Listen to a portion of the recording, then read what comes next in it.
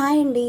ఘాటైన మసాలా ఏమీ లేకుండా మైల్డ్ స్పైస్తో అండ్ అలాగే సూపర్ టేస్టీగా ఉండే ఒక మంచి రొయ్యల గ్రేవీని తయారు చేసి చూపిస్తున్నానండి.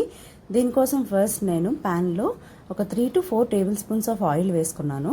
ఆయిల్ కొంచెం హీట్ ఎక్కిన తర్వాత ఇందులో ఒక 4 లవంగాలు, ఒక స్పూన్ షాజీరా అండ్ అలాగే ఒక బిర్యానీ ఆకుని యాడ్ చేసుకున్నానండి. ఇవి కొంచెం వేగిన తర్వాత దీంట్లో ఒక మీడియం సైజ్ ఉల్లిపాయని చిన్న ముక్కలుగా కట్ చేసి పెట్టుకున్నాను, అది యాడ్ చేసుకున్నాను.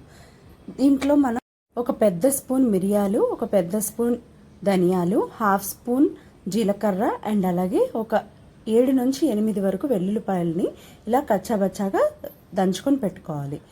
ఆనియన్స్ రెడ్డిష్ బ్రౌన్లో చేంజ్ అయిన తర్వాత దీంట్లో మనం ఫస్ట్ దంచుకొని పెట్టుకున్న వెల్లుల్లిపాయ పేస్ట్ అంతా కూడా యాడ్ చేసుకొని ఇది ఆనియన్స్కి బాగా పట్టేదాకా కలుపుకోవాలి.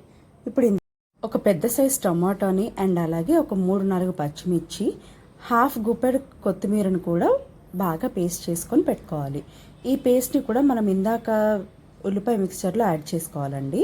ఇది కొంచెం ఆయిల్లో ఫ్రై అయిన తర్వాత దీంట్లో 1 స్పూన్ వరకు కారం వేసుకోవాలి. మిరియాలు వేసుకున్నాం కాబట్టి కారం చూసుకుని వేసుకోవాలండి. అది కొంచెం వేగిన తర్వాత దీంట్లో మనం ఫస్ట్ వాష్ చేసి పెట్టుకున్న రొయ్యల్ని యాడ్ చేసుకోవాలి. నేను ఇక్కడ 1 kg దాకా ప్రాన్స్ని తీసుకున్నాను. రొయ్యలు యాడ్ చేసుకున్న తర్వాత మూత పెట్టుకొని ఆ రొయ్యల్లో వాటర్ అంతా కూడా బయటకు వచ్చేదాకా కుక్ చేసుకోవాలండి. నాకు ఇందులో స్పెషల్గా వాటర్ ఏం పట్టలేదండి. రొయ్యల నుంచి బయటకు వచ్చిన వాటర్తోనే కర్రీ అంతా ఉడికిపోయింది. ఒకవేళ మీకు ఇంకా వాటర్ పడతాయి అనుకుంటే ఒక పావు గ్లాస్ వరకు వేసుకోవచ్చు.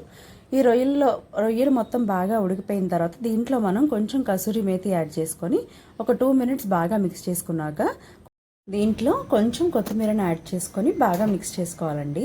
అంతే, ఎంతో టేస్టీగా ఉండే రొయ్యల కర్రీ రెడీ.